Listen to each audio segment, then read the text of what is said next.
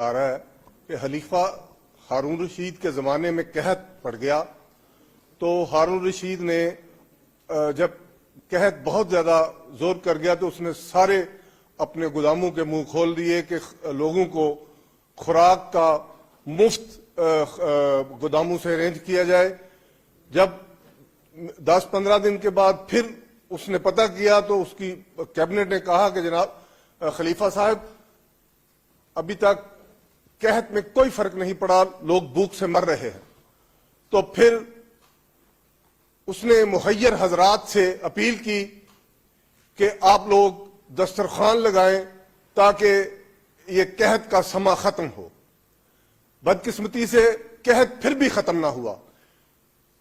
خلیفہ ہارون رشید ساری رات جاگتا رہا۔ صبح اس کا وزیر اعظم آیا تو اس نے اس سے کہا کہ وزیر اعظم صاحب میں نے گوداموں کے منہ بھی کھول دیے ہیں، میں نے مخیر حضرات کو بھی کہا ہے کہ اس کا کوئی بندوبست کریں، دسترخوان لگائے ہیں پرائیویٹ لوگوں سے، گورنمنٹ سے، لیکن قحط ختم نہیں ہو رہا، آپ مجھے بتائیں اس کا کوئی حل ہے؟ تو وزیر اعظم نے ایک واقعہ سنایا۔ اس نے کہا خلیفہ صاحب ایک جنگل میں ایک بندریا رہتی تھی، اس نے کہیں 6-7 دن کے لیے مہمان جانا تھا، اس کا ایک چھوٹا سا بچہ تھا، اس کی یہ خواہش تھی کہ یہ میں بچہ کسی کے پاس چھوڑ کے جاؤں، اگر میں ساتھ لے کے گئی تو اس کو نقصان ہوگا۔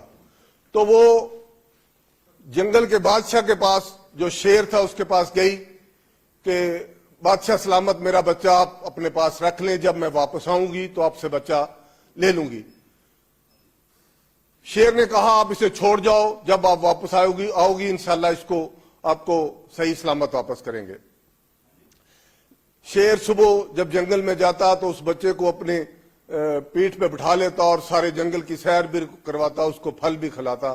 ایک دن شیر جنگل میں گھوم رہا تھا تو ایک چیل آئی، بندریا کے بچے کے گلے میں رسی تھی، اس نے رسی سے پکڑا اور بچے کو اٹھا کے لے گئی۔ شیر بہت دوڑا، اس نے بہت شور کیا، لیکن ظاہر ہے چیل پہ اس کا کوئی اثر نہیں تھا۔ 4-6 دن کے بعد بندریا واپس آئی، وہ شیر کے پاس گئی کہ بادشاہ سلامت میرا بچہ۔ تو شیر کبھی اس طرف منہ کرے کبھی اس طرف کرے، آخر میں شرمندگی سے کہنے لگا بندریا بدقسمتی ہے کہ میں آپ کے بچے کی حفاظت نہیں کر سکا۔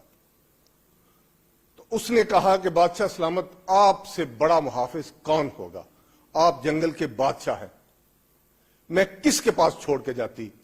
تو شیر نے بڑا خوبصورت جواب دیا، اس نے کہا بندریا میں زمین کا بادشاہ، ایک بادشاہ اوپر بیٹھا ہوا ہے،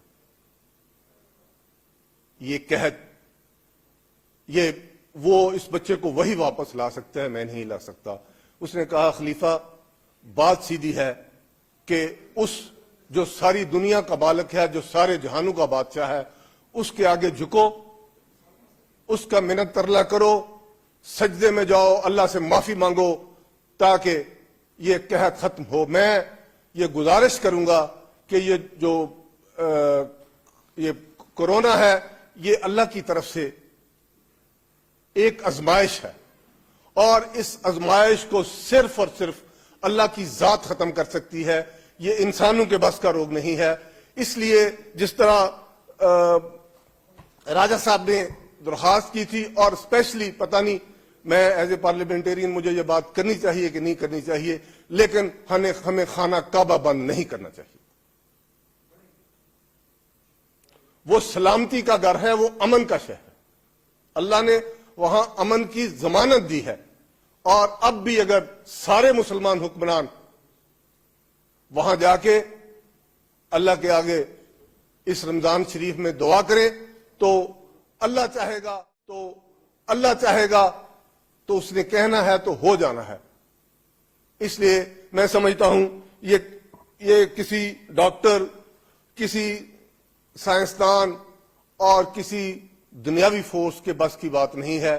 ہم اس کے لیے بے شک پریونٹو میجر کر سکتے ہیں، یہ ڈسٹینس رکھ سکتے ہیں، یہ گلوز پہن سکتے ہیں، سینیٹائزر استعمال کر سکتے ہیں، لیکن اس کو ختم کرنا صرف اللہ کی ذات نے ہے۔ اگر ہم یہ کر لیں تو مجھے امید ہے کہ انشاءاللہ اللہ رب العالمین ہے وہ سارے جہانوں پہ رحمت کرنے والا ہے، سارے جہانوں کا رب ہے، وہ اپنے انسانوں کی ضرور حفاظت فرمائے گا۔ اس کے ساتھ ساتھ جناب اسپیکر، میں سمجھتا ہوں وزیر اعظم آزاد کشمیر کے بر وقت اقدامات نے جس وبا سے جتنے لوگ بیرون ملک سے کشمیر میں آئے ہوئے تھے، ان لوگوں کو میں سمجھتا ہوں کہ اس ملک کو اس وبا سے بچا کے رکھنا، جتنا سخت lockdown, actually lockdown تو ہوا ہی کشمیر میں ہے، سچی بات ہے۔ پنجاب میں تو لاک ڈاؤن نام ہی تھا، لاک ڈاؤن جو ہوا ہے وہ کشمیر میں ہوا ہے۔ اگر اسی طرح کا وہاں بھی ہوتا تو شاید مریضوں کی تعداد نہ بڑھتی، لیکن بہرحال میں اپریشیٹ کرتا ہوں پرائم منسٹر، ان کی ٹیم، ڈاکٹر مصطفیٰ بشیر کا نام لا لوں تو یہ ناراض ہو جائے گا، احمد رضا قادری صاحب ہیں، باقی لوگ، اور میں سمجھتا ہوں police force, doctor, paramedical staff, Pakistan army, جن لوگوں نے اس میں حصہ لیا، وہ میں سمجھتا ہوں کہ ان کو یہ اس کا کریڈٹ جاتا ہے، اور جس کو جو کریڈٹ جاتا ہو اسے دینا چاہیے کہ ان لوگوں نے بڑی محنت کی، اور یہ اللہ کے فضل سے یہاں معاملات آج تک میرے خیال میں شاید ہی کوئی وینٹیلیٹر پہ مریض گیا ہو کشمیر میں۔ یہ میں سمجھتا ہوں بہت بڑی ایک کوشش تھی جس میں ہماری گورنمنٹ کامیاب ہوئی۔ بہرحال جناب اسپیکر، میں سیاسی پارٹیوں کا بھی جو اپوزیشن کی پارٹیاں ہیں جس طرح انہوں نے گورنمنٹ سے تعاون کیا، میں سمجھتا ہوں وہ بھی قابل تحسین ہے، اور وہ بھی اس معاملے میں جس طرح انہوں نے تعاون کیا وہ بھی اس میں تعریف کے قابل ہیں۔ جناب اسپیکر، بدقسمتی سے ہم اپنے ملک میں ہیں، اپنا گھر ہے، اپنے ڈاکٹر ہیں، اپنا خزانہ ہے، اپنی اسمبلی ہے، اپنی فوج ہے، اپنی پولیس ہے، لیکن وہ کشمیری جو 9 ماہ سے لاک ڈاؤن میں ہے، اور مجھے اس طرح لگتا ہے کہ وہ سری نگر کی ایک بیٹی جس نے ارون مشرا ایک صحافی تھا، وہ جب سری نگر وزٹ پہ گیا تو اس کا ایک دوست تھا بلال، اس کا کلاس فیلو تھا، وہ 5 منٹ کا ٹائم لے کے بلال سے ملنے گیا، تو جب وہ بلال سے مل کے واپس آ رہا تھا تو اس لڑکی نے کہا، اوپر سے وہ چھت میں، ارون مشرا کہتا ہے اس نے چھت سے مجھے آواز دی کہ میری بات سن کے جانا مشرا۔ میں نے کہا کیا بات ہے بیٹا؟ وہ کہنے لگی میں بلال کی کزن ہوں اور مجھے پتہ ہے تم ایک صحافی ہو، اور یہ میری بات پوری دنیا تک یہ پہنچانا کہ ہم نے اپنے رب سے دعا کی ہے، بد دعا نہیں، اس نے کہا دعا کی ہے کہ یا اللہ ساری دنیا لاک ڈاؤن میں چلی جائے تو پھر لوگوں کو پتا چلے کہ کشمیریوں کا کیا حال ہے۔ ہم اس طرح پریشان ہیں، کوئی رکاوٹ نہیں ہے، لیکن وہ لوگ جن کی خوراک کا بندوبست نہیں ہے، جن کی ادویات کا بندوبست نہیں ہے، جن کے بچے دودھ کے لیے ترس رہے ہیں، جن کی مائیں جب بچہ باہر جاتا ہے تو اسے یہ گارنٹی نہیں ہوتی واپس آئے گا کہ نہیں آئے گا، جن کے شہداء کو اس طرح دفن کیا جاتا ہے بے گور و کفن، کیا ان کی بد دعائیں جو ہم آزادی سے یہاں رہ رہے ہیں اپنی مرضی سے چل پھر سکتے ہیں؟ کیا کبھی کسی نے غور کیا؟ اور میں یہ بھی عرض کرتا چلوں کہ میں سمجھتا ہوں کہ ہاؤس فل ہونا چاہیے تھا جب کشمیریوں کی اس اسمبلی کا مقصد ہی یہی تھا۔ یہ اسمبلی کسی اور مقصد کے لیے بنائی ہی نہیں گئی تھی جناب اسپیکر۔ ہماری حالت یہ ہے کہ میں یہ بات کہنے پہ مجبور ہوں کہ ریفیوجیز میں سے بھی صرف 2 ممبر اسمبلی یہاں موجود ہیں۔ لوکل بھی کی صورتحال آپ کے سامنے ہے۔ کیا یہ دلچسپی ہے کشمیر میں؟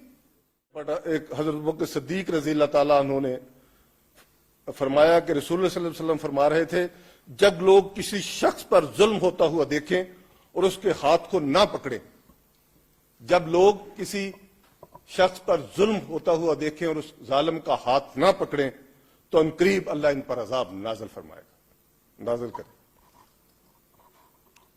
وہ عذاب کرونا کی صورت میں ہم پہ نازل ہو گیا، مانے یا نہ مانے۔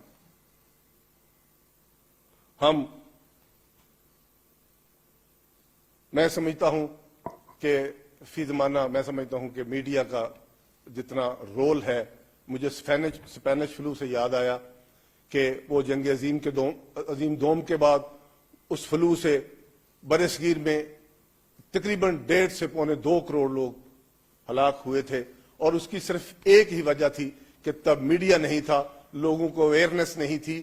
ڈاکٹروں نے بہت پیٹا جب بمبئی میں فلو ہوا تو انہوں نے کہا کہ یہ وائرس ہے، یہ پوری دنیا میں پھیل جائے گا. لیکن جو نوجوان جنگ عظیم دوم میں جنگ کرنے کے لیے گئے ہوئے تھے، وہ واپس آئے، اپنے اپنے گاؤں میں آ کے لوگوں سے ملے. کوئی اویئرنیس نہیں تھی، کوئی میڈیا نہیں تھا، اور اس کی وجہ سے پورے 2 سال لگے اس وائرس کو کنٹرول ہوتے ہوئے. آج میڈیا نے کم از کم میں سمجھتا ہوں social media, electronic media, print media, ان سب لوگوں کو اویئر کر دیا ہے. اب کسی کی مرضی ہے کہ وہ اس سے اپنا آپ کو بچا کے رکھتا ہے کہ نہیں رکھتا. یہ میں سمجھتا ہوں فی زمانہ بہت بڑی سہولت ہے، اور میں سمجھتا ہوں ان کے بہت مشکور ہیں. جناب اسپیکر، ٹائم بھی شارٹ ہے، بندے بھی نہیں ہیں، بڑی سیدھی بات ہے، میں سمجھتا ہوں. لیکن خدا کے لیے وہ لا منسٹر صاحب بھی بڑے پریشان ہیں کہ ٹائم ہو گیا ہے، آپ بھی میری طرف دیکھ رہے ہیں. میں یہ سمجھتا ہوں کہ جو لوگ